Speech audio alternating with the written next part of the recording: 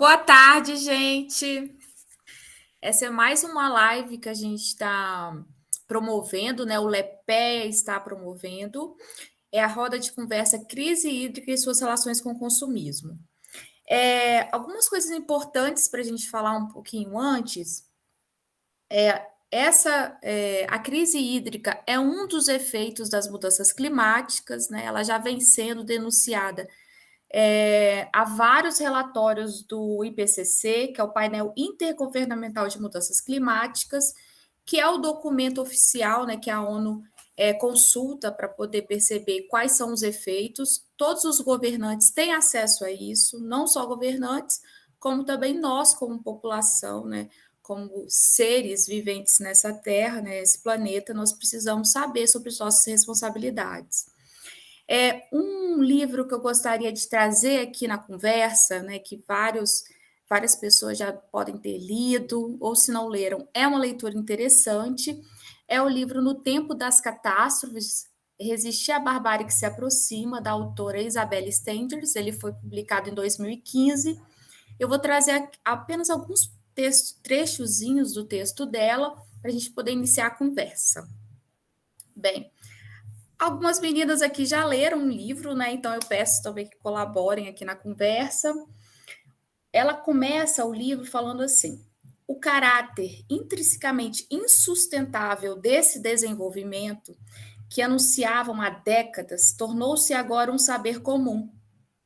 E é precisamente esse saber, hoje comum, que cria um sentido distinto de outra história que começou. O que sabemos agora é que, se aguentarmos firme e continuarmos a ter confiança no crescimento, vamos, como se diz, dar de cara com a parede. Em suma, estamos nessa nova época, diante não apenas de uma natureza que se deve ser protegida contra os danos causados pelos homens, mas também de uma natureza capaz de incomodar, de uma vez por todas, nossos saberes e nossas vidas. A guerra econômica exige a presença de todos nós. Essa guerra cujas vítimas não têm sequer o direito às honras, mas são intimadas a voltar por todos os meios à frente da batalha. Mas há também aqueles que lutam, que não se submetem às evidências da primeira história, e para quem essa história, produtora de exploração, de guerras, de desigualdades sociais que crescem incessantemente, já se define barbárie. Se estamos em suspenso, alguns já estão engajados em experimentações que buscam criar, a partir de agora, a possibilidade de um futuro que não seja bárbaro. Aqueles e aquelas que optaram por desertar, por fugir dessa guerra suja, econômica, mas que, fugindo, procuram uma arma, como diria Gilles Deleuze. E aqui, procurar quer dizer, antes de tudo, criar. Criar uma vida depois do crescimento econômico. Uma vida que explora conexões com novas potências de agir. Sentir, imaginar e pensar. Esses já escolheram modificar sua maneira de viver, efetiva, mas também politicamente. Eles não agem em nome de uma preocupação culpada por sua pegada ecológica, mas experimentam o que significa trair o papel de consumidores confiantes que nos é atribuído. Ou seja, o que significa entrar em guerra contra o que atribui esse papel e aprender concretamente a reinventar modos de produção e de cooperação que escapem às evidências do crescimento e da competição. Bem, gente, com esse texto da Isabelle, nesse compilado de textos do livro, a gente vai iniciar agora essa live que foi separada em 3 momentos. No nosso primeiro momento, nós vamos falar de uma forma geral, né, sobre o que é a crise hídrica, o que vem acontecendo e suas relações com o consumismo. Como você também contribui para essa crise. E, obviamente, né, vamos falar de outros, colocar alguns dadozinhos. Num segundo momento, nós vamos apresentar algumas perguntas que foram feitas no canal, na nossa página do Instagram, do Lepeia, e as páginas dos participantes, das nossas colaboradoras. E no terceiro momento, nós vamos falar dessas pessoas que não aceitam essa guerra suja, né? Esses produtores de novas realidades, que está no campo das nossas possibilidades frente a essa barbárie que se aproxima. Então, agradeço aí a presença de vocês, que está participando agora ao vivo, quem vai observar depois, né, a posteriori. Todos vocês são convidados a colaborar. Nós temos aqui a nossa página do Instagram. Vão lá, participem, comentem. Aqui também, né, nós fazemos parte da UFES Alegre, essa é uma iniciativa da ProEx, né, um projeto de extensão. E a gente agradece a presença das nossas colaboradoras, né, meninas? Se vocês puderem se apresentar.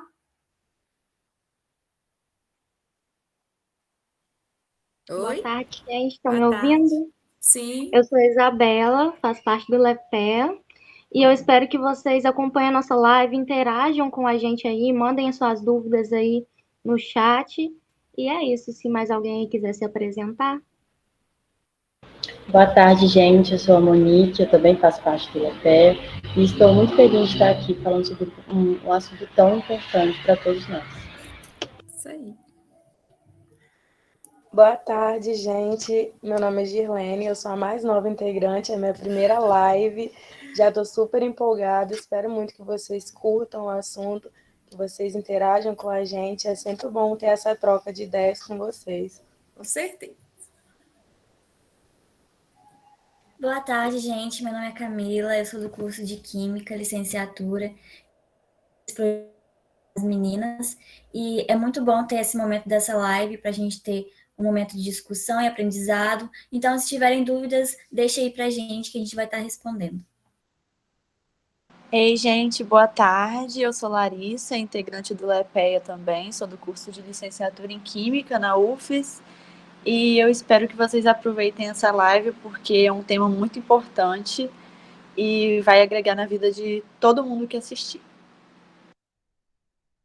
Oi, boa tarde, gente. Eu sou a Gabriela, sou estudante de Biologia também na UFG Alegre, integrante do LEPEA, e agradeço muito a todos vocês que estão assistindo, ainda mais por conta de ser um assunto tão pertinente. Oi, gente, boa tarde. Eu sou a Laura. Eu espero que vocês aproveitem bastante a live, entendam a importância desse assunto, que é algo que envolve a nossa vida atual e futura. A Iris está na transmissão, né, Iris? Foi complicado para falar, mas a Iris também está aqui, a nossa colaboradora, também está interagindo.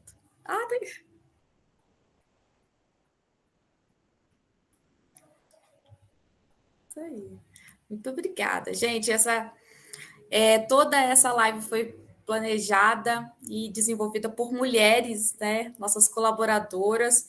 Então, vamos aproveitar. As mulheres são naturalmente mais sensíveis a isso, né? Todas que procuraram voluntárias, o nosso grupo é praticamente todo composto por mulheres.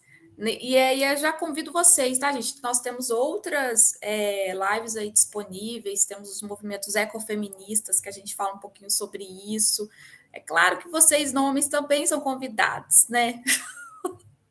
Isso é para todo mundo, né, gente? Mas as mulheres são mais sensíveis, com certeza. Gente, a live é toda produzida por elas, tá? Vamos aproveitar. Vamos começar com o nosso primeiro momento? Pode passar, Laura. Ok, gente. Boa tarde de novo, né? Eu espero que todo mundo esteja bem. Sejam bem-vindos à nossa roda de conversa sobre a crise hídrica e as suas relações com o consumismo. Antes da gente começar a discutir, eu acho interessante a gente dar uma introdução sobre o que é a crise hídrica, né? E é basicamente a falta de água potável para o abastecimento e satisfação das necessidades humanas, como geração de energia, saneamento básico, entre outras coisas. Só que é uma definição. E esse tipo de definição acaba fazendo a gente enxergar a água como um recurso, somente como um recurso natural, renovável, né? Esquecemos de todas as vidas do planeta e que as nossas ações, elas afetam drasticamente a qualidade e disponibilidade da água, não só para a gente. Além de que somente a água potável, não é somente a água potável que importa. É importante a gente lembrar que 97% da água é salgada. E a gente deve zelar por ela tanto quanto a gente zela pela água doce. Apesar da gente vacilar até no que diz respeito à água doce, né? São centenas de milhares de espécies que são viventes na água salgada, sem contar que são vários os fenômenos naturais dependentes dos oceanos, e algumas das nossas ações, elas vão interferir e interferem, né, drasticamente nelas. A gente vai dar alguns exemplos aqui no decorrer da live. Nós colocamos também uma caixinha de perguntas, né, como a professora falou, lá no Instagram. E uma pergunta muito frequente foi a causa da crise hídrica. A gente produziu um vídeo que está disponível lá na nossa página, falando de alguns fatores, tanto ambientais quanto humanos, e a gente também vai articular isso aqui com vocês, mas agora eu vou abrir espaço para as meninas falarem do consumismo, e a gente vai respondendo as dúvidas no final, podem interagir com a gente no chat, e é isso. Boa tarde, gente. Começando a falar sobre o consumo da água, a gente tem que lembrar que o consumo ele pode ser tanto direto, que é quando a gente a gente gasta a água diretamente, né? A gente lava um carro, toma banho, e o consumo também pode ser indireto, que é através dos produtos que a gente consome, carne, que come, uma roupa, e que teve um gasto enorme de água em cima daquele produto. Então, a gente consome de duas formas. Diretamente, que é quando a gente vê, e indiretamente. Hoje, a nossa sociedade impõe que a gente consuma muito, que é o consumismo. Então, a gente aprende que a gente tem que consumir cada vez mais.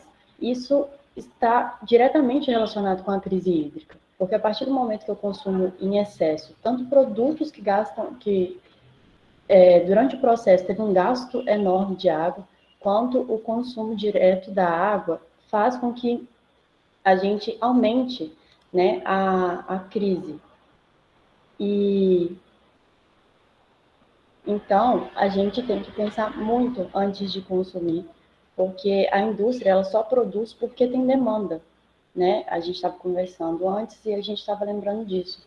Só tem esse consumo, essa produção exagerada porque tem demanda, porque a gente está sempre consumindo e cada vez mais. Então, se a gente começar a pensar um pouquinho e começar a ponderar, eu preciso mesmo disso, a gente vai mudar aos poucos, né? Indiretamente a gente vai fazer uma mudança na sociedade. Já puxando esse gancho do consumismo, nós sabemos que a humanidade ela consome demais tudo, principalmente plásticos e lixos. Então, há um acúmulo de lixo grande no planeta que são descartados de forma errada, né?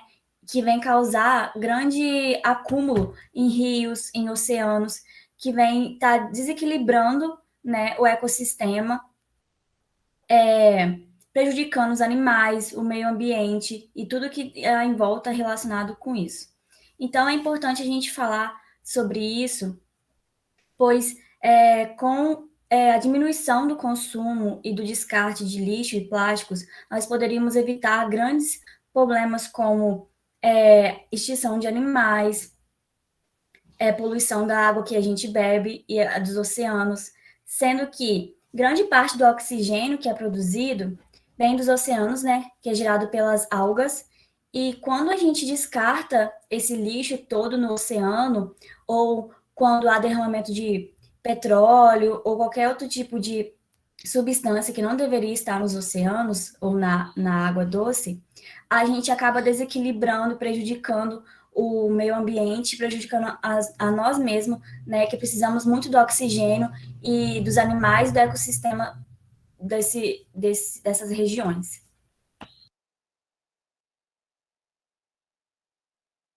Bom, continuando o pensamento das meninas, para a gente poder pensar sobre crise hídrica no meio acadêmico, é importante ressaltar que todo o desenvolvimento da humanidade, seja na produção, seja na forma de se articular socialmente, seu crescimento, seu desenvolvimento, ela tem uma relação muito direta com a água.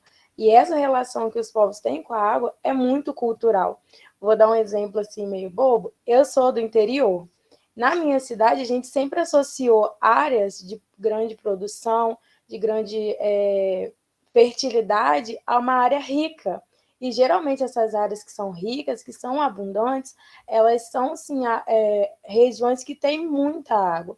Então, é importante a gente lembrar como que nós, pessoas hoje vivendo em cidades grandes, também se relacionam com a água.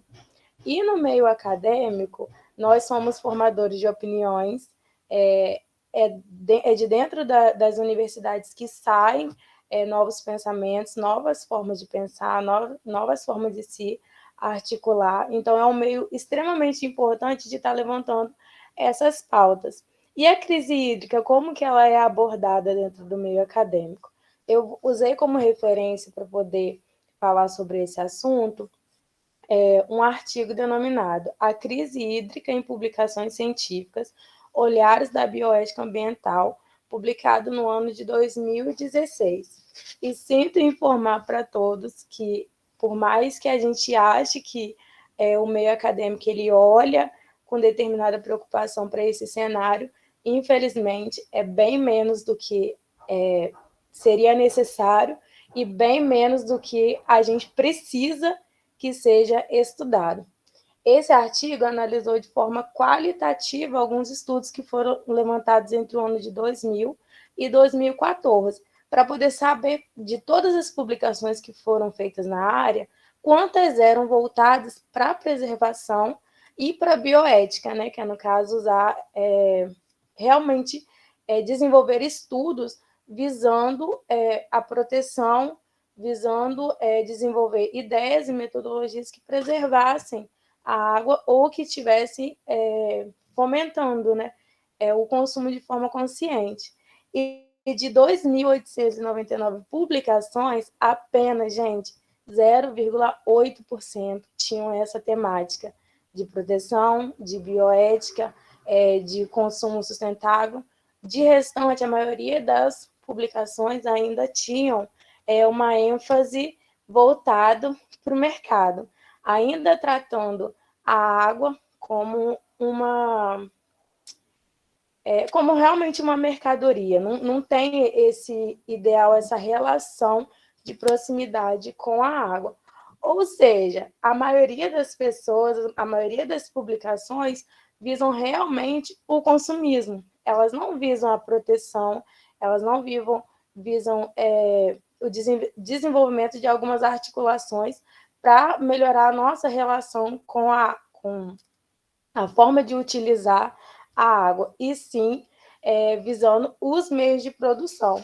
Vale ressaltar também que nós, desde lá do nossa pré-escola até hoje, a gente já entendeu que a água ela é um bem comum de todos, ela é um bem que é de responsabilidade de todos, tanto nós quanto o poder governamental de proteção, mas a gente ainda não aprendeu a se relacionar de forma a se desapropriar da água. A gente precisa ter uma visão menos proprietária desse recurso. A gente ainda está olhando como algo que está nos prestando um serviço, quando, na verdade, nós somos muito mais dependentes, obviamente, de um ecossistema equilibrado, de um ecossistema respeitado e com as suas, como se diz? Não digo nem limites, mas saber até onde o ser humano realmente pode ir e precisa ir. Então, o meio acadêmico, hoje, ele ainda se posiciona de uma forma bem pouco, ele não tem essa preocupação realmente de conservar, ele não se posiciona de uma forma crítica aos meios de produção, ao consumismo, e ele não tem desenvolvido ideias, metodologias, não tem colocado para fora do meio acadêmico, de dentro das universidades, ideias acessíveis para as pessoas que não estão nesse meio entenderem a importância de terem um consumo ou diminuírem o consumo desse recurso na forma como está sendo feito. Né, Gilene? Existe uma clara necessidade, né, de investimento em projetos de extensão que abordem isso, né, essa problemática, né, como uma questão aí social também, né? A forma como a gente, mesmo uma produção dessa, né, ela não é totalmente passada para a população de uma forma acessível, né? Ainda tem uma linguagem ali muito carregada, muito científica, a forma de acesso também não é tão livre. E existe aí talvez uma intencionalidade disso não ser tão divulgado. Então a gente precisa mudar esse panorama, né, galera? Exatamente. Igual a senhora acabou de comentar, essa questão da linguagem, da acessibilidade. Essa é uma forma de privatizar o conhecimento que as pessoas às vezes não percebem. Você precisa transmitir o conhecimento de forma acessível e de fácil interpretação, porque o conhecimento ele precisa ser aplicável. Se a pessoa não entende, ela não consegue aplicar aquilo na vida dela. Sim, e tem a questão do respeito também, né? A partir do momento que a gente aprende e que esse conhecimento é passado, deveria criar o respeito. O respeito, as pessoas deveriam aprender a respeitar tudo, porque a questão da crise hídrica, ela não está voltada apenas para nós, ela não prejudica só a nossa espécie, ela prejudica todas as espécies. E não está tendo esse respeito, as pessoas não estão tendo essa noção. Por quê? Porque não está chegando. Sim, não está chegando essa informação para eles. Então, assim, a educação ambiental, a gente sempre fala sobre isso, né, Ellen? Que a gente tem que chegar lá, a gente tem que falar, a gente tem que criar essa consciência nas pessoas para que haja respeito, para que a gente lembre que não tem só a nossa espécie aqui no planeta Terra. Existem muitas espécies. E nós dependemos, né, de todo esse ambiente equilibrado. A gente está impactando tudo e todos. É uma rede socioambiental, né? A gente fala sobre isso. Existe uma rede, nós estamos nessa rede. Não adianta pensar que você está sozinho. Não está. E propagando esse conhecimento sobre tudo isso, a gente cria uma desconstrução, né, na sociedade e no meio que vivemos em relação a esses assuntos e a certos mitos, né, que as pessoas acreditam em relação ao assunto da água. Sim. Então a gente pode passar para o... Pode falar. E falando em mito, um fator que tem tudo a ver com crise hídrica, fake news, é a indústria da água engarrafada. Porque a indústria da água engarrafada, ela é uma das atividades que mais tem crescido no mundo todo. E a gente acredita, esse pessoal que compra água engarrafada, ela acredita que a água que vem, que é tratada, ela não é possível usá-la, né? Porque ela não faz bem, ela é contaminada. E isso é mentira, porque e aí aumenta o consumo de plástico, de garrafa, aí a gente também relaciona com o consumismo, e a água engarrafada, ela é essencialmente ambientalmente insustentável. Então, esse mito ele está incorporado no inconsciente do coletivo, né, que diz que a água mineral é mais segura e tratada do que a água da torneira. E não é. A água da torneira, ela é captada em águas superficiais, né? Ela recebe o tratamento de filtragem, adição de cloro, o que a faz potável. O tratamento ele não elimina contaminações assim por metais pesados e agrotóxicos. Ao longo do sistema de distribuição, ela pode ser contaminada pela má qualidade da tubulação. A água mineral natural, ela é captada em fontes subterrâneas, né? e ela não recebe qualquer tipo de filtragem ou tratamento. E, em geral, elas contêm mais sais minerais do que a água tratada. E, em termos reais, essa é a única vantagem da água mineral sobretratada. A potabilidade da água tratada distribuída nas concessionárias, ela é acompanhada rigorosamente por órgãos ambientais, e o mesmo não acontece nas centenas de engarrafadoras, né? Que não tem a acompanhada por órgãos responsáveis de acompanhar o tratamento. E tem notícias de que fontes engarrafadoras de água mineral são interditadas em contaminação e por contaminação de bactérias também. Então, existem muitos problemas de qualidade, como cor e sabor, e também a relação de preço por litro. Então, a água engarrafada, ela possui muitos impactos ambientais, muito maior do que a água tratada. Então, esse é um problema recorrente, porque a indústria de água engarrafada tem crescido muito por pesquisas comprovadas, e esse é um problema que aumenta o consumo de plástico, e aí o consumismo vai crescendo por mitos, fake news que são inventadas, e aí é um problema recorrente que tem que ser conversado. Com certeza, né? Eles vão achar uma forma, né, de poder economicamente deixar mais prático. Vamos lá, gente. Agora a gente vai para o segundo momento. Eu queria levantar só mais um ponto, professora, sobre o consumismo, eu acho importante trazer, né, um aumento da conta de energia aí, que muita gente não sabe, está diretamente ligado à crise hídrica, né? Ano passado, acho que foi ano passado mesmo, foi criada uma nova Nós bandeira. dependemos, né, das hidrelétricas, né? A maior Com fonte. certeza. Ano passado, se eu não estou enganada, foi ano passado, foi criada, né, uma nova bandeira tarifária, que é a bandeira preta. Esse ano, eu vi uma notícia que ela ia até sair de vigor. Espero, né? Porque, tipo, essa bandeira, ela representa a escassez hídrica.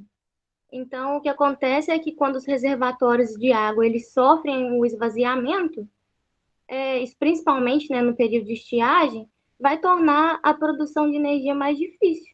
E para quem paga as contas aí, com certeza está percebendo que a cada ano que está passando, né, a energia está vindo mais cara. E essa falta de nova água... bandeira, né? Sempre tem uma nova bandeira. Sim, com o criamento, né? Criamento não, porque essa bandeira, mesmo se não existisse, estaria acontecendo a mesma coisa, né? E essa falta de água está fazendo esse problema avançar cada vez mais e está provocando uma outra crise, que é a crise elétrica, né? Não sei, tipo, se a gente já teve apagões, mas a gente sempre tem muitos racionamentos, né? Tem muito ano que a gente tem que ter racionamento. Foi até criado, né, essas bandeiras tarifárias, que veio como uma forma para racionalizar. Só que elas seguem de acordo com as condições de custo de geração de energia, e também essa energia ela está mais cara. Quando a energia está mais cara, a gente tende a dar aquela segurada no uso, né? Então, realmente, essa racionalização tende a dar uma funcionada, porque ninguém quer pagar muito caro.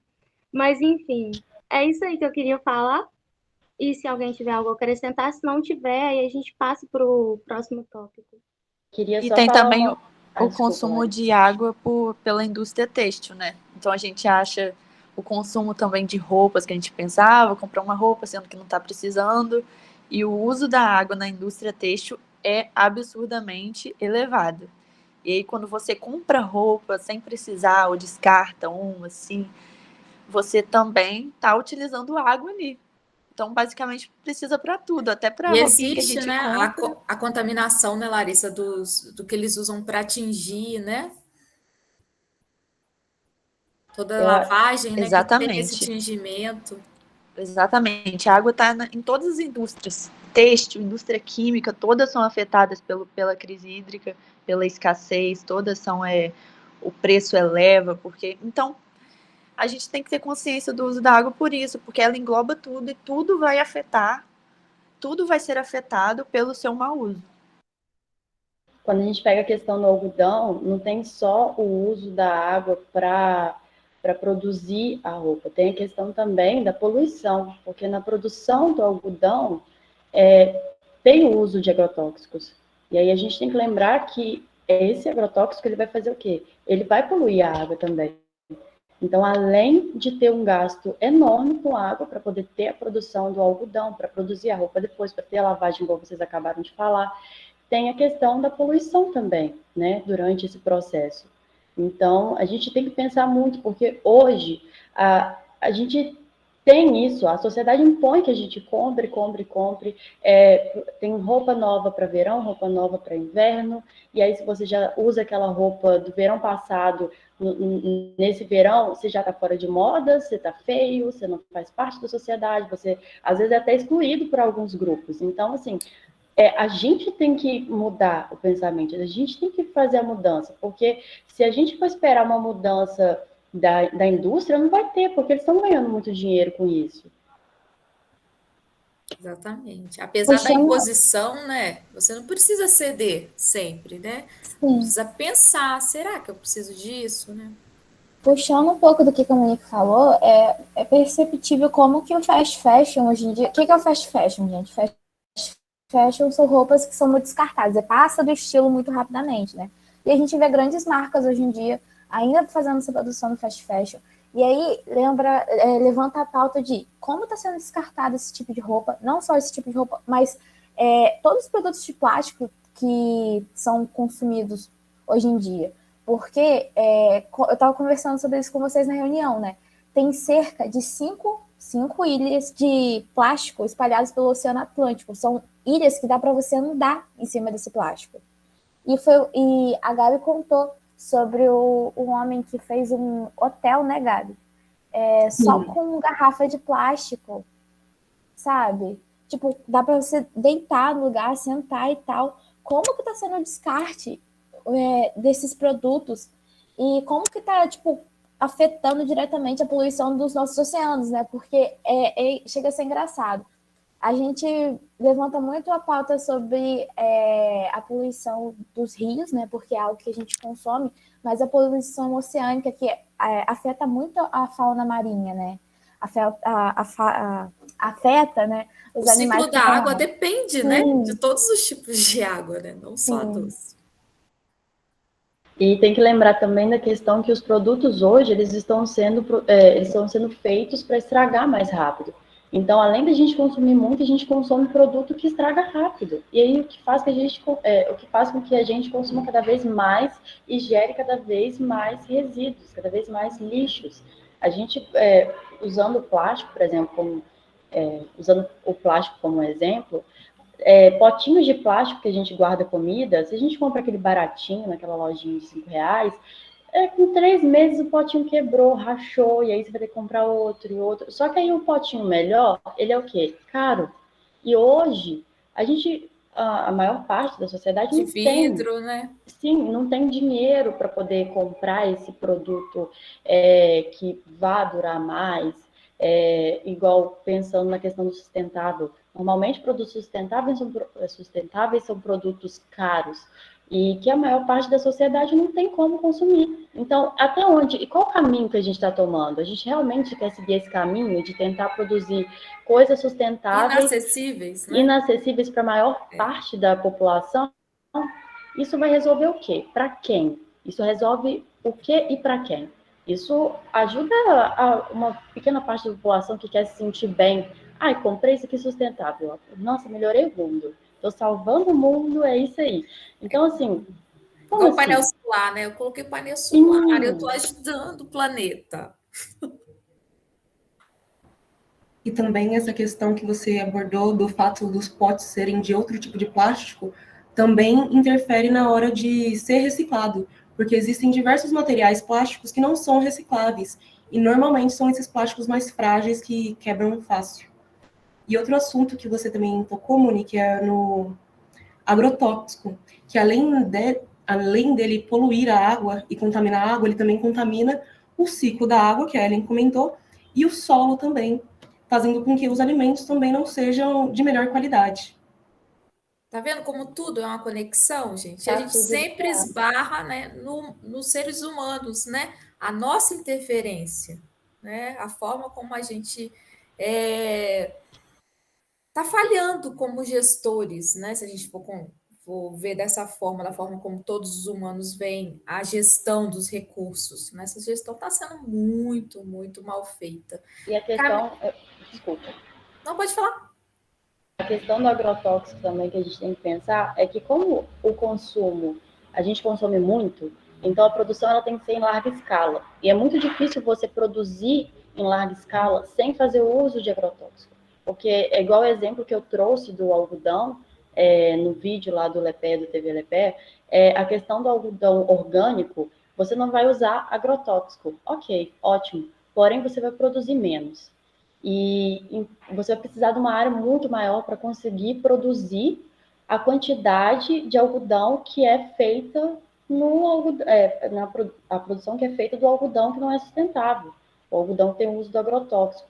Então, realmente, está muito ligado com o consumo, porque não adianta nada a gente só falar, querer que não use agrotóxico, mas continuar consumindo muito. Não tem como. A Camila tinha feito uma pesquisa, né, Camila, sobre os desastres que ocorrem no meio aquático. Sim, eu fiz uma breve pesquisa aqui sobre esses acidentes que ocorrem. Acidentes, né? Acidentes. Acidentes criminosos. E engraçado é que a gente vê no mundo inteiro, né, que há grandes acidentes, né, de derramamento de óleo, né, por conta das... As barragens, né? Também essas usinas hidrelétricas, né, então, quando eles vão fazer as barragens, né, então, isso afeta aquele ecossistema, aquele meio ali onde estão fazendo isso, né? De qualquer maneira, sempre tem alguma coisa da ação humana que está afetando o meio ambiente. Um dos casos que eu estava olhando aqui é a exploração de petróleo eu não sei pronunciar o nome, então me perdoem, ExxonMobil, ameaça a foz do Rio São Francisco. Os pescadores estavam reclamando muito porque a situação estava ficando drástica, porque estava havendo derramamento de petróleo, aí estava atrapalhando na pesca, né, na condição dos peixes, do alimento, da água.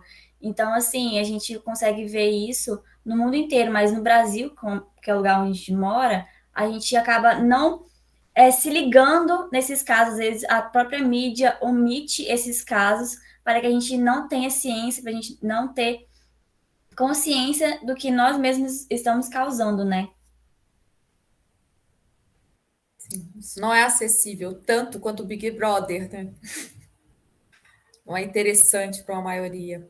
Gabriela, você ia falar, eu te interrompi? Pode falar. Sim, eu ia comentar, mas ela também trouxe uma ideia que vai complementar, que é o fato de existir toda uma arquitetura ou uma estratégia para dificultar que chegue esse tipo de informação, e também trazendo o assunto que a Juliane trouxe, como que nós abordamos isso dentro do mundo acadêmico.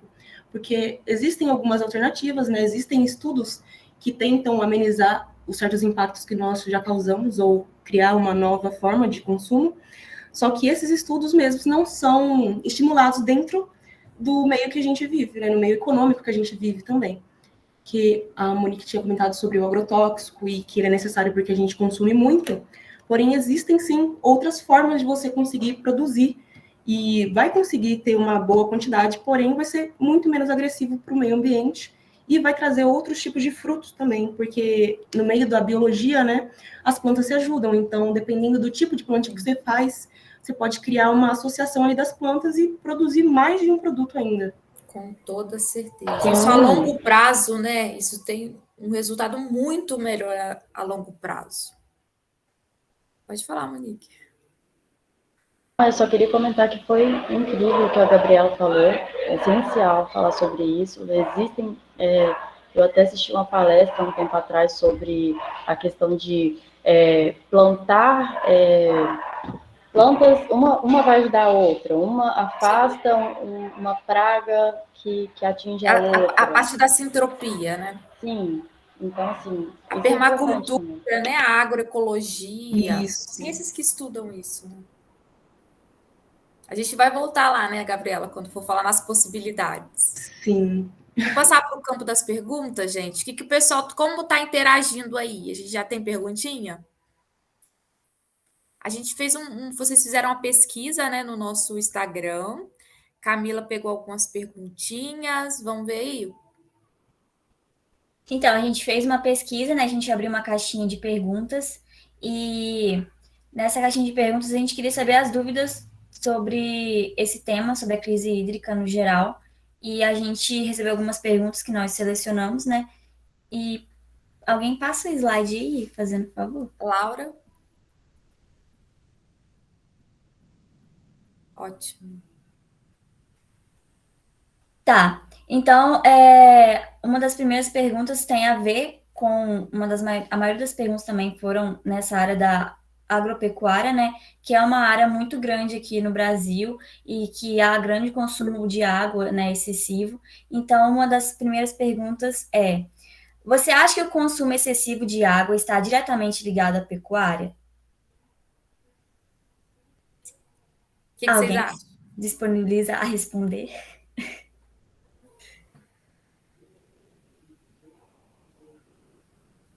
Vamos, gente. A gente Sim, tá falou sobre ligado, isso. sim. A gente já falou sobre isso em outra live, né? Foi Sim. na live sobre Movimentos veganos. isso, sobre os Aí movimentos disponível, veganos. gente.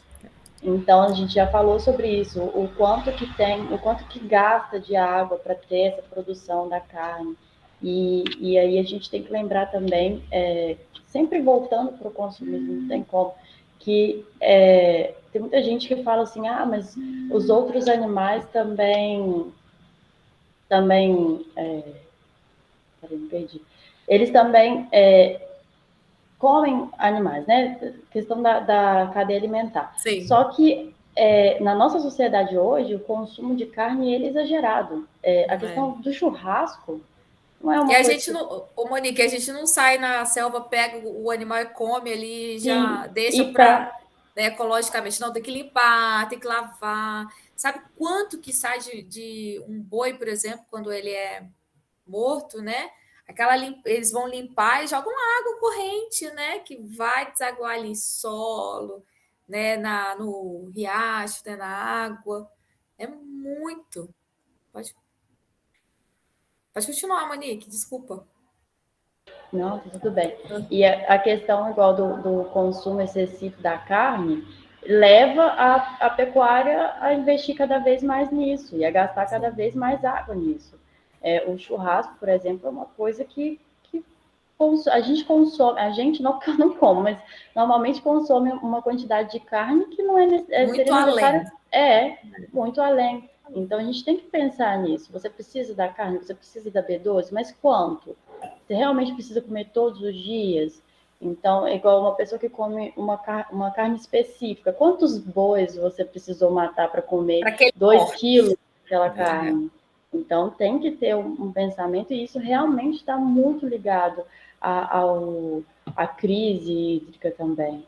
Com certeza. Então, quem aí fez essa perguntinha e querer se aprofundar mais nessa questão, tem a nossa live disponível em Movimentos Veganos, tá? Para manter essa linha de pensamento, vamos tentar responder essa piada agora no chat, pelo Sávio Mota. Gente, em relação às precaução para o uso adequado da água no nosso país, qual é a condição que auxiliaria na redução de seu uso no agronegócio como um todo? Pois uma boa parte do consumo de água do nosso país é voltada para a criação de gado. Então, tem a ver um pouquinho com o que já falamos aqui, né? Mas vamos tentar responder um pouquinho de uma forma mais direta para que ele possa entender.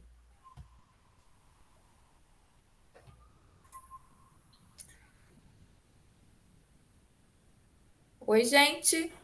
Eu acho que exatamente uma coisa individual, sabe? É uma mudança que a gente pode fazer individualmente. Porque, como a gente já falou antes, a questão da demanda, quando a demanda é grande, a produção vai ser grande. A partir do momento que a gente diminui esse consumo, não vai precisar criar tanto gado assim. Então, se houvesse cada um fazendo a sua parte, cada um diminuindo o seu consumo, iria afetar diretamente o agronegócio para que não tivesse que criar tanto gado e gastar tanta água. Então, existe sim a parte que nós podemos fazer e que vai impactar o agronegócio para que ele também mude, para que ele também diminua. A gente não pode só culpar o agronegócio e esquecer da nossa parte, sabe? Porque a gente tem essa mania de, o agronegócio está errado, ele tá tudo Colocar errado. Colocar culpa no outro. Sim, tá tudo errado porque é culpa porque deles. Os governantes, né? Sim. Pode falar, Gabi. E não só a questão, né, de cada um fazer a sua parte, mas eu também não gosto muito só dessa ideia, porque eu acho que nós sim devemos responsabilizar os órgãos gestores. Também. Porque eu acho que isso é uma questão, por exemplo, qual seria uma precaução para a gente usar a água adequadamente? Que o serviço no agronegócio fosse regularizado, que tivesse uma vistoria, que os hábitos de como tratar o gado dentro dessa indústria não fosse com um desperdício tão alarmante de água, que é o que a gente vê agora, a forma de produção que a gente tem. E por mais que a produção vá diminuir, se continuar do mesmo jeito, não vai mudar muita coisa. Então, tem sim que existir uma alternativa, né, da produção para ter menos gasto. Sim. Mas é muito importante também as campanhas, né, que existem, igual a Segunda Sem Carne, né? É interessante, vai aderindo, vai começando a diminuir o consumo, repensando, né? A diminuição do consumo, com certeza, vai diminuir o impacto que o problema está trazendo. É um conjunto, né, Gabi? É um conjunto. Não dá só. A gente não precisa. Não é só a gente que tem que fazer a nossa parte, é um conjunto. Acho que a gente não pode só culpar o outro e esquecer da nossa culpa também. Tá todo mundo junto nessa luta, né? Que é sempre mais fácil passar a bola para o outro, né? O problema não é só eu. Vamos lá, Laura. Então, um pouco dessa questão do agronegócio, algo interessante de ser feito também, porque, assim, a gente critica, mas continua consumindo desses grandes latifundiários.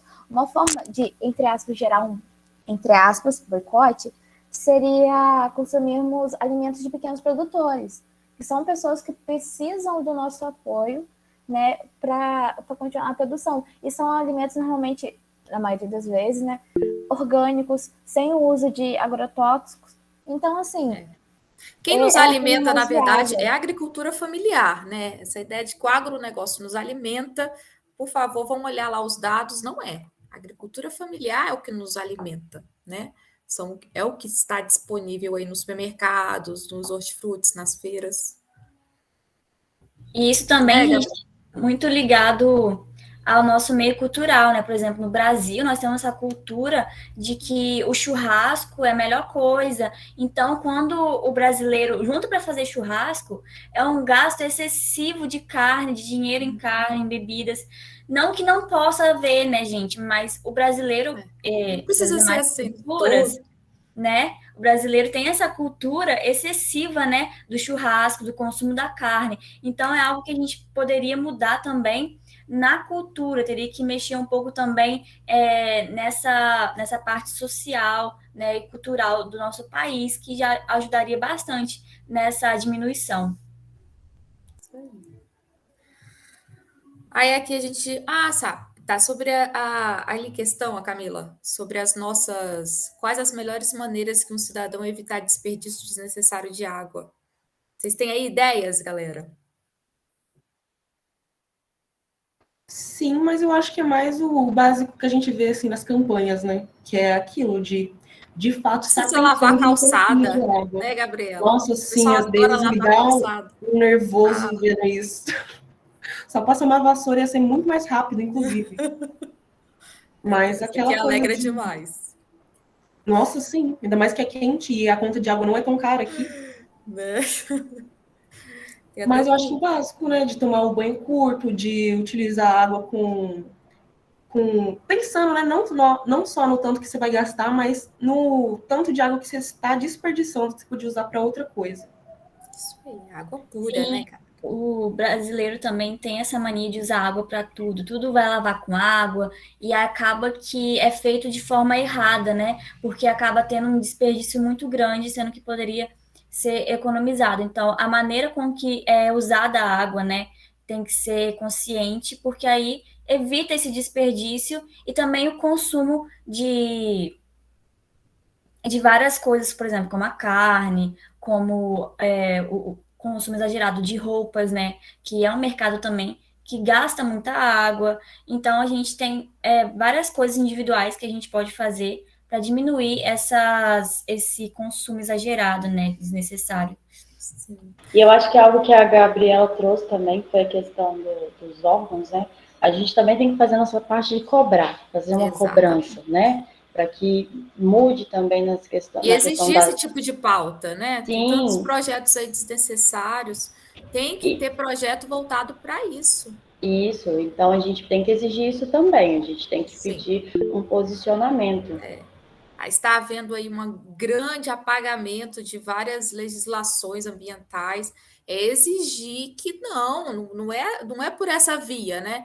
Vamos repensar, muitas precisam ser reformuladas, claramente, mas aí a gente precisa de mais, porque se você deixar apenas na mão das empresas, dos grandes produtores, de se atentarem, né, terem aí talvez uma responsabilidade, um pensamento, não vai acontecer, né? Você tem que ter sim uma legislação mais apertada. Então, pode falar, Gabriela. É que agora me surgiu uma dúvida, né? A gente aqui discutindo. Vocês acham que seria algo benéfico ter, por exemplo, uma multa individual, assim, por exemplo, estou gastando muita água, vou pagar mais caro na minha conta de luz. Que eu me recordo que, se não me engano, eu vivi um período desse em São Paulo, que teve uma seca, e isso aconteceu. Quanto mais água você gastasse, você ia pagar mais caro na sua conta. E eu tinha comentado isso, que aqui em Alegre é bastante barato, né, o uso da água. Porque não tem o tratamento de esgoto, né? Sim. Então, outra questão a ser levantada também. Eu acho que a questão da multa é complicada por um motivo que eu sempre penso. Como que é essa multa para a indústria? Porque, normalmente, esses impostos, tudo isso é voltado para o cidadão. Mas e a indústria? A gente vê, assim, que a gente tem que pagar tudo. E que se a gente não pagar, é o nome que vai para não sei o quê. Então, assim, e a indústria? Como que ela fica no meio disso? O gasto, ele é enorme na indústria. E aí só a gente que vai pagar, porque a gente vê tanto perdão para tanta coisa, sabe? Para crime ambiental, tem tanto perdão. Era isso que eu ia comentar, porque já que existem, né, essas ferramentas e articulações para a gente conseguir multar os responsáveis, porém, infelizmente, no nosso país, muitas leis não se aplicam a quem tem dinheiro, e essa é a verdade.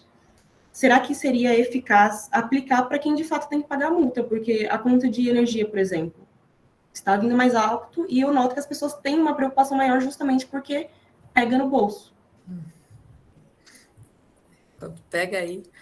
Vai lá, Camila. Mas a gente pode perceber também sobre essa relação da multa que a Gabriela citou, que o que acontece é que geralmente essas multas são aplicadas só na época em que o país se vê em um momento de escassez muito grande. Geralmente, eles não aplicam essa multa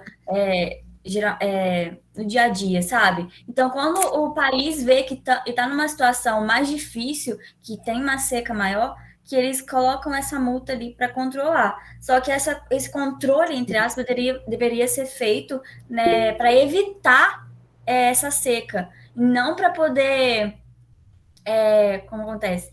Amenizar, né?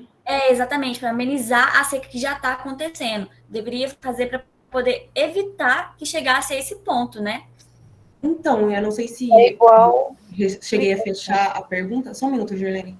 Só que essa foi a minha dúvida. Vocês acham que isso surtiria efeito, né, a longo prazo, se a população fosse multada? Igual, Pode falar, seguindo a linha de desculpa, seguindo a linha de pensamento da Camila, eu acho que no meio ambiental, quando a gente pensa em meio ambiente, seja para água ou para outros recursos, o grande problema é que as medidas que elas são tomadas, na maioria das vezes, elas são só paliativas. Elas não visam a longo prazo e nem são, muitas das vezes, viáveis na sua aplicabilidade. Na hora de aplicar no dia a dia, elas são totalmente inviáveis. Igual tem algumas alternativas que são ecologicamente corretas, que tem a questão dos selos verdes e tudo, mas que um assalariado de classe média não tem como adotar para a sua vida, não tem como aplicar. E a gente sabe que a gente é a maioria. Então, assim, as alternativas que criam são para um grupo que não são dominantes. Então, assim, a gente que teria a capacidade de mudança pelo quantitativo de pessoas não tem acesso a alternativas que são viáveis, aplicáveis e que vão surtir efeito a longo prazo. A gente tem muito do imediatismo das coisas. Vamos resolver agora. Se der problema, depois a gente vê. Sim, e outra coisa, Gilene, é que nós, né, como acadêmicos, cientistas, nós temos essa responsabilidade socioambiental de produzir algo acessível, de transmitir essa questão, de sensibilizar. Nós precisamos nos engajar, né? Sujeitos engajados que realmente se preocupem com isso. Rapidinho, eu queria comentar aqui a nossa querida Raíssa. Raíssa, que saudade de você. A Raíssa é a nossa colaboradora para sempre do Lepeia, né? Muita saudade, querida. Ó, a Raíssa Domingos ela falou: ó, é tudo uma questão de retorno financeiro. Não é rentável para a indústria usar uma química verde, por exemplo. Nós, como químicos, né, eu digo cientistas, mas química principalmente, temos aí os princípios da química verde, né, que nós precisamos respeitar. São 12 princípios ali básicos que precisamos respeitar. Quando trabalhar numa empresa dessa, gente, vocês têm que colocar isso em primeiro caso, né? Tem que seguir. Mas realmente, às vezes, não é rentável, já que para se produzir em escala, né, industrial é bem maior. A ideia de crise hídrica é vendido para o consumo doméstico, quando, na verdade, o percentual de gasto de água excessivamente é diretamente ligado às grandes indústrias. É o que a gente estava conversando aqui. Muito obrigada, tá? Raíssa, saudade. Camila? Eu ia exatamente dizer o comentário da Raíssa, você colocou. O que ela disse é realmente importante, porque a gente percebe que foca muito vamos dizer assim, evitar o desperdício individual, né? Só que doméstico. Só que o que acontece é que a maior parte realmente é das indústrias, é da agropecuária, do agronegócio. Então, meio que não tem, igual a Girlene, eu acho que falou, que não é viável, né? Não faz muito sentido, porque a minoria, no caso, nós somos a maioria, mas no caso a gente gastamos menos do que as indústrias, então somos a minoria.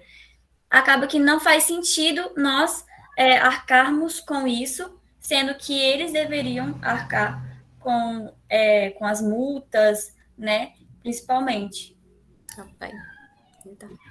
Eu acho que, tipo, o principal para o individual, para a gente, é a educação ambiental.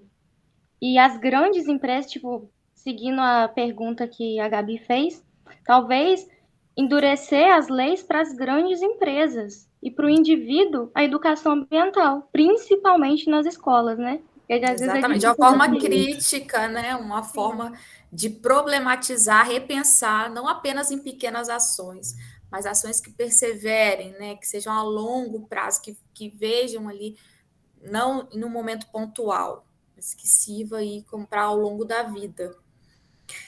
Meninas, o que vocês acham da gente passar ali para o campo das possibilidades, nosso terceiro momento? Depois a gente pode retornar, talvez algum comentário, alguma pergunta.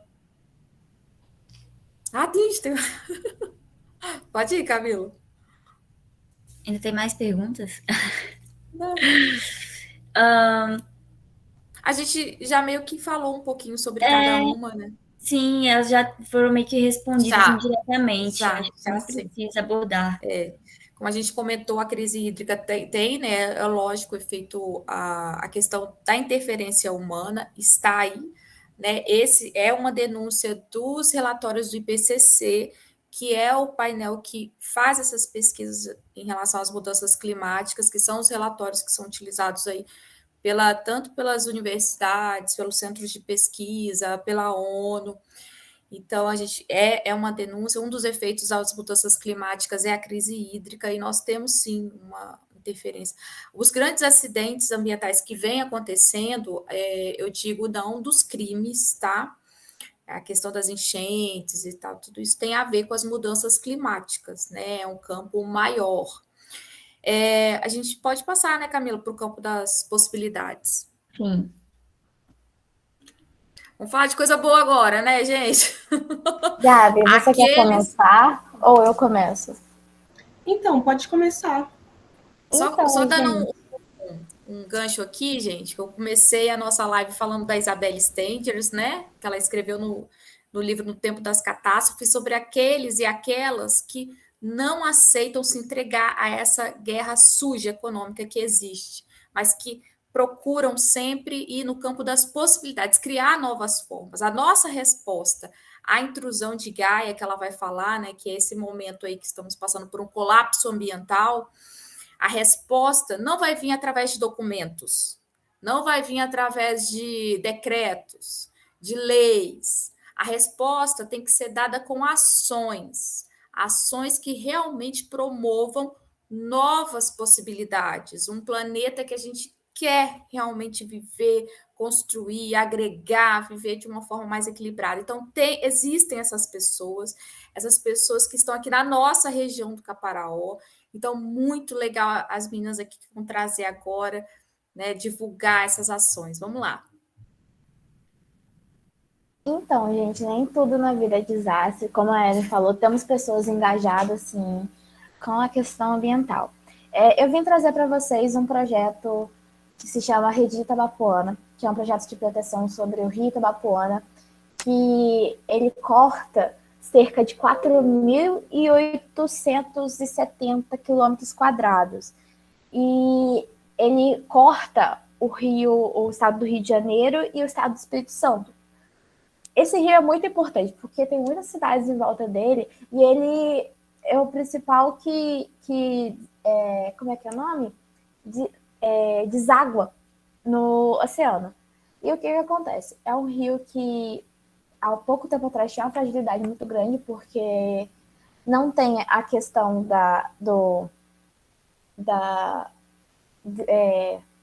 escoamento do esgoto, não tem tratamento de esgoto. Então, em questão de cuidado, ele não tem, né? Mas é um projeto que ele está tentando mudar isso, tentando mudar essa questão, tentando trazer o turismo realmente para o Rio Itabapoana, mostrando que aquele rio sim vale a pena. Por quê? Faz muito tempo que desde 2008, se eu não me engano, tem um problema sério de enchente. É o rio que ele nasce lá no Caparaó e desce até o oceano. Então, é necessário ter um cuidado. E o projeto toma conta também do reflorestamento da bacia do Itabapoana, para essa diminuição das enchentes que é causada, porque, querendo ou não, construção de hidrelétrica e diversos fatores ocorre o desmatamento dessa fauna e da flora, né? E foram paradas, graças ao projeto, né? Cerca de 5 construções de usinas hidrelétricas que estavam para aprovação, né, de projetos, só que o projeto, a ONG conseguiu parar, né, a construção dessas hidrelétricas. E aí eu quis trazer um pouquinho para vocês, até para vocês verem, porque para a gente, às vezes o rio da nossa cidade pode estar só ali, né? A gente às vezes não sabe nem se tem um saneamento básico, uma usina de tratamento, uma estação de tratamento de esgoto, e a gente não se importa tanto. Mas é uma pauta muito importante para a gente ter conhecimento, porque a gente não sabe o que está vivendo naquele rio, em volta daquele rio. As espécies, seja de animais e de plantas, então é necessário de prestarmos atenção nesses pequenos detalhes. Gabi, se quiser. Sim, então, né, tocando novamente nos assuntos de existir alguém, né, que esteja engajado com a ação, que existam pessoas que estejam a par da situação e que sentem vontade de fazer uma diferença ou, de fato, mudar algo nesse meio ambiental. Porque, de fato, é muito mais fácil a gente continuar estimulando as coisas que as pessoas costumam fazer simplesmente por dinheiro, e algo que também já é cultural, que é o caso que eu ia trazer. Um dos projetos que o Capixaba, que é um grupo de agroecologia aqui da UFES, um dos projetos que eles promoveram foi o projeto dos plantadores de água, que afeta e que beneficia diretamente os pequenos agricultores aqui da região, trazendo assim uma associação entre a faculdade e as pessoas que de fato vivem aqui na cidade, trazendo benefícios novamente para a cidade, né? Trazendo o conhecimento que a gente adquiriu na faculdade para a população. E a ideia desse projeto, né, dos plantadores de água Tem que é praticamente... tem que lembrar, Gabriela, né, não podemos esquecer do Newton Campos, que é um educador ambiental e Sim, produtor rural, engajadíssimo, né? Isso daqui de Alegre. foi pensado por ele em anos e anos e anos cuidando da própria propriedade, Sim. e a partir daí foi disseminando para muitos outros, né? Hoje Trouxe... o projeto iniciou pequeno, né? Hoje é uma associação. Exatamente, eu ia tocar nesse assunto. Que o Newton, ele é o diretor, praticamente, do projeto, ele que surgiu com a ideia, e isso criou-se um vínculo com a faculdade, com os estudantes que estavam interessados na ideia dele, e promoveram para que conseguissem espalhar aqui com os outros pequenos produtores de Alegre. E eu ia falar um pouco sobre o projeto, que o que seria, né? Que é essa ideia que a Aren trouxe, que é a ideia que o Newton, que é um produtor rural já de muito tempo daqui de Alegre, ele tinha herdado o sítio, né, do pai dele. Porém, antes era tudo pasto, antes não tinham plantações, o que é o que a gente mais vê aqui em uma cidade rural, porque a gente vê muito mais pasto do que plantações em si, porque supostamente o gado daria mais dinheiro do que a plantação, e também o fato da plantação não ser feita também pensada, que não é o caso do Newton, que ele já trouxe a ideia, né, de plantar água, que muitas pessoas escutam e ficam, gente, o que é isso que esse moço está falando? Mas é a mais pura realidade, né, que ele simplesmente pensou de acordo com o ciclo da água, que seria você acumular água no solo, para que assim a infiltração natural do solo permeasse e fizesse com que o solo ficasse mais fértil. Voltando no que a Juliane tinha dito lá no comecinho da live, que locais, né, que normalmente dão muitas plantas, são locais que têm bastante água, são locais ricos, né, de forma hídrica. E essa ideia que o Newton conseguiu trazer e incorporar junto com a faculdade foi essa de você conseguir, a partir de coisas simples, né, conseguir fazer com que a água fique e permaneça no lugar e não vá embora, como é o caso dos pastos, porque a terra, estando impermeabilizada, ela simplesmente escorre a água, ela não absorve. E partindo dessa ideia, né, eles desenvolveram o projeto dos plantadores de água, que afetou várias famílias aqui de Alegre, que é uma cidade rica em famílias e pequenos agricultores que produzem. Isso facilitou e mostrou como é possível, sim, um viés alternativo, né, de como plantar e de como produzir bem e produzir produtos de qualidade, de uma forma simples de como aplicar ela, né? Que seria... Eu não trouxe aqui a imagem, mas eu ia falar, eu queria muito uma ilustração, só que vou ver se eu procuro depois. Mas está disponível, né, Gabriela? Quem tiver interesse, gente, no YouTube mesmo, se eu colocar pesquisar plantadores de água, vocês vão ver. Tem um videozinho. Eu vou mandar ali no chat do YouTube, que aí qualquer um pode ir acessar. Mas, então, eles promoveram esse projeto através de ideias que são simples de você conseguir produzir, como, por exemplo, um dos projetos que o Newton mesmo desenvolveu são os caça-chuvas, que consiste em materiais simples que a maioria dos produtores rurais tem em casa, como, por exemplo, um cano, uma lona, uma caixa d'água disponível, uma garrafa PET, e também, junto a isso, uma forma de estrutura para que você possa fazer com que a terra se recupere naturalmente, que são o que eles chamam de terraços em curva de nível, que seria, eu não sei se vocês já viram também, né, plantações de arroz, geralmente que são em camadas, assim, no morro. Entre essas camadas, você produzir uma caixa seca, que eles chamam também, que é basicamente um quadrado no chão, onde, quando chover, vai acumular água ali. E a água parando ali e sendo infiltrada no solo permite que as plantas brotem com mais facilidade, permite que você sempre tenha um solo fértil. E isso é uma atividade relativamente simples, que pode sim ser espalhada aqui na cidade, e mostra como é viável a gente criar alternativas ou ao menos investir nessas alternativas, porque isso é um outro assunto importante. Esse projeto, ele só foi possível porque nos anos de 2012 e 2013 eles conseguiram participar de um edital, promover o projeto e assim, a partir da verba pública, conseguiram promover essa ideia que é maravilhosa aqui na cidade. Então, voltando no assunto que, né, falta o engajamento também dos governantes para com isso. A gente precisa de investimento, né, gente?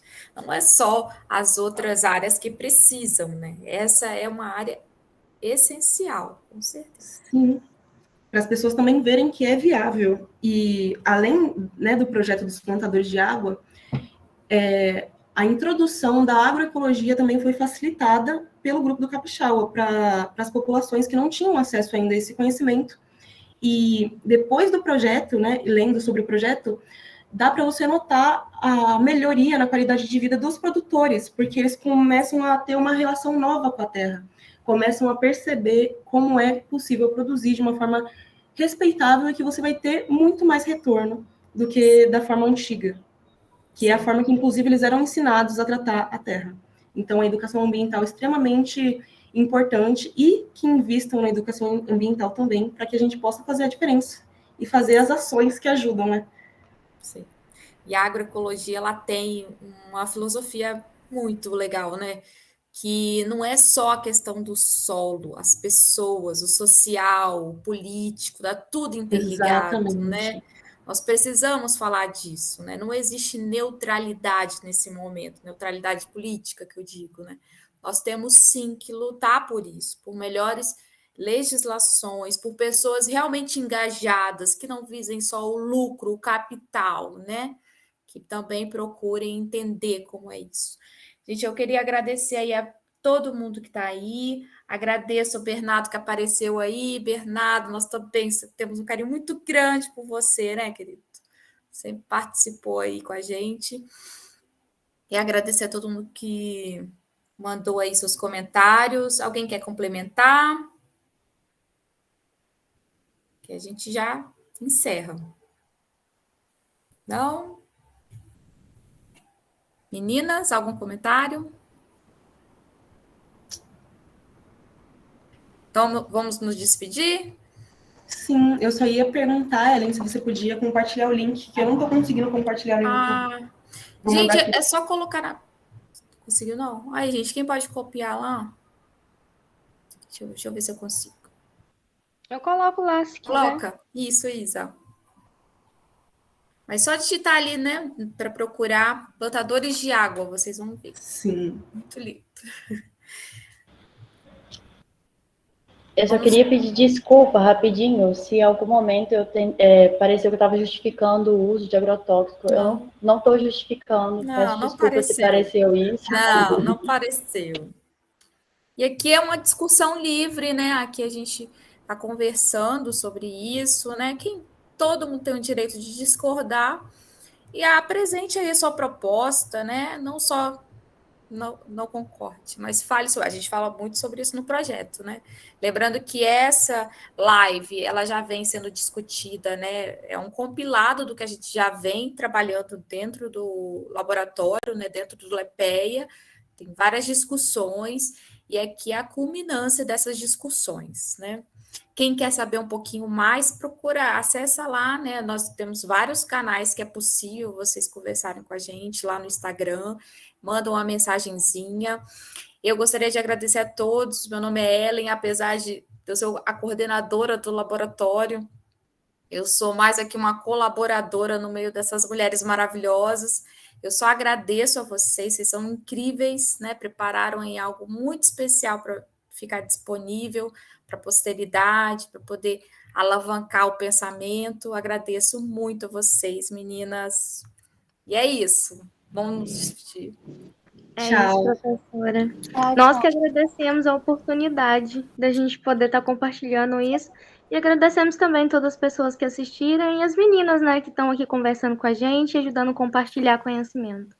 Isso aí. Sim, é sempre muito bom ter esse momento com vocês. A gente já vem discutindo esse assunto e parece que cada vez que a gente entra nessa pauta, a gente expande mais os horizontes, entende um pouco mais, abre um leque maior.